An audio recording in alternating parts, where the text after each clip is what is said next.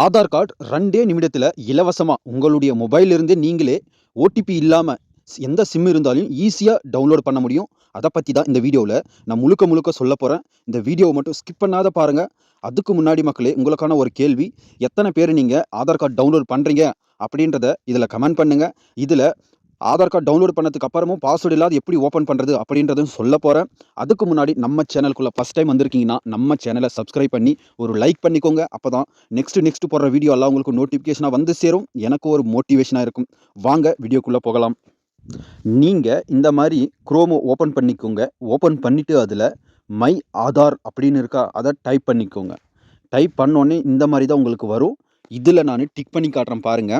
My Aadhaar portal UIDAIன்னு இருக்கா? அத நீங்க கிளிக் பண்ணிக்கோங்க. நான் கிளிக் பண்ணி பார்த்தேன் பாருங்க.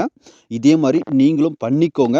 பண்ண உடனே இந்த மாரி தான் வரும். இதுல நான் ரவுண்ட் பண்ணி காட்டுறேன் பாருங்க. அத வந்து டச் பண்ணீங்களான்னா இது போயிடும். சரிங்களா? அத போயிடும். போனதும் லாகின் பண்ணாதீங்க.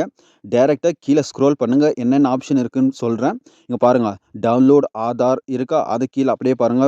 டாக்குமெண்ட் அப்டேட் இந்த மாரி நெறைய அப்டேட் குடுத்துருக்காங்க. இதுல நமக்கு தேவை வந்து ஆதார் கார்டு எப்படி டவுன்லோட் பண்றது அப்படின்றது தான். மேல வந்துருங்க. இங்க பாருங்க டவுன்லோட் ஆதார்ன்னு இருக்கா? டிக் பண்ணி காட்டியிருக்குனா, அத நீங்க கிளிக் பண்ணிக்கோங்க. கிளிக் பண்ண உடனே இந்த மாரி தான் வரும். இதுல பாருங்க Aadhaar number, enrolment ID number, virtual ID number, SID இந்த மாரி எல்லாமே போட்டு நீங்க டவுன்லோட் பண்ணியிருக்கலாம்.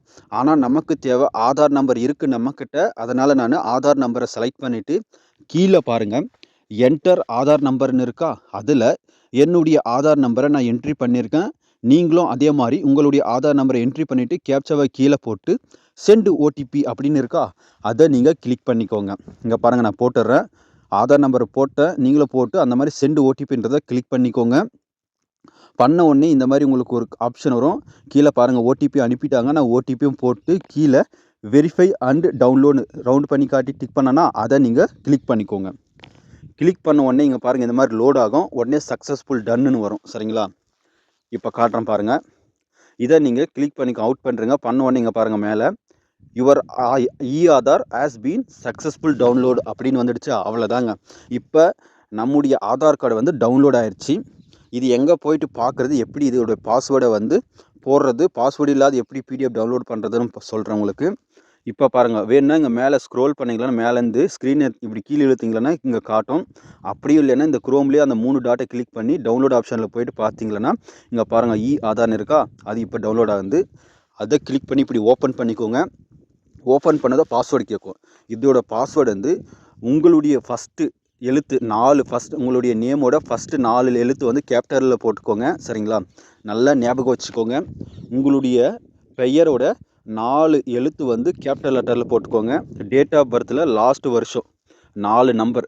இப்போ 2000 பிறந்திருப்பீங்க, இல்லை 1000 பிறந்திருப்பீங்க, இந்த மாதிரி 2005 பிறந்திருப்பீங்க. இந்த மாதிரி 2005, 1908 உங்களுடைய வருஷம் எதுவோ அதை போட்டு ஓப்பன் கொடுத்தீங்களன்னா ஓப்பன் ஆகிடும். இங்கே பாருங்கள், நான் போட்டுக்கிறேன். ஒரு டைம் போட்டு உங்களுக்கு காட்டிடுறேன் இருங்க எப்படின்றது. இதுக்கப்புறமா தான் எப்படி வந்து இது பாஸ்வேர்டு இல்லாத ரிமூவ் பண்ணுறதுன்னு பாஸ்வேர்டு எப்படி ரிமூவ் பண்ணுறதுன்னு காட்டுறேன். இங்கே பாருங்கள் ஓப்பன் ஆகிடுச்சு. இந்த மாதிரி தான் உங்களுக்கும் ஓப்பன் ஆகும். அதுக்கப்புறமா இங்கே பாருங்கள் எப்படி பாஸ்வேர்டு ரிமூவ் பண்ணுறதுன்னு காட்டுறேன். இங்கே 3 டாட் இருக்க மேலே அதை கிளிக் பண்ணிவிட்டு பிரிண்ட்டுன்னு கொடுத்துக்கோங்க. கொடுத்த உடனே இந்த மாதிரி வரும். சரிங்களா? அதை கீழே இப்போ ரவுண்ட் பண்ணி காட்டுறேன் பாருங்கள். இதில் வந்து பிடிஎஃப் டவுன்லோட் மாதிரி ஆப்ஷன் இருக்கா? அதை கிளிக் பண்ணிக்கோங்க. கிளிக் பண்ண உடனே உங்களுக்கு சேவ்க்கான ஆப்ஷன் வரும். உங்களுடைய மொபைலுக்குள்ளே ஸ்டோரேஜில் எங்கே சேவ் பண்ணுன்ற ஆப்ஷன் கேட்கும். சரிங்களா? நீங்கள் வேணால் கிரியேட் ஃபோல்டர்னு ப்ளஸ் ஐக்கான் இருக்குது பார்த்தீங்களா? அதை கிளிக் பண்ணிவிட்டு நீங்கள் ஏதாச்சும் ஒரு ஃபோல்டர் க்ரியேட் பண்ணி உள்ளே சேவ் பண்ணிக்கலாம். இல்லை அங்கேயும் சேவ் பண்ணிக்கலாம். சரிங்களா? இங்கே பாருங்கள், நான் ஃபோல்டர் ஒன்று க்ரியேட் பண்ணிவிட்டேன். க்ரியேட் பண்ணிவிட்டு இங்கே பாருங்கள் உள்ளே சேவ் கொடுத்துட்டேன். இப்போ சேவ் ஆகிடுச்சு. இப்போ வந்து உங்களுடைய ஆதார் கார்டு வந்து எந்த ஒரு பாஸ்வேர்டு இல்லாத சேவ் ஆகிடுச்சு. இப்போ நீங்கள் டைரெக்டாக கிளிக் பண்ணிங்கன்னா உங்களுக்கு பாஸ்வேர்டே கேட்காது. இப்போ பாருங்கள், நான் இங்கே போய்ட்டு ஓப்பன் பண்ணுறேன். ஓப்பன் பண்ணதும் பாருங்கள் பாஸ்வேர்டு இல்லாதே ஓப்பன் ஆகும். இங்கே பாருங்கள், உங்களுக்கு இதில் ஏதாச்சும் டவுட் இருந்தால் மறக்காத கமெண்ட் பண்ணுங்கள்.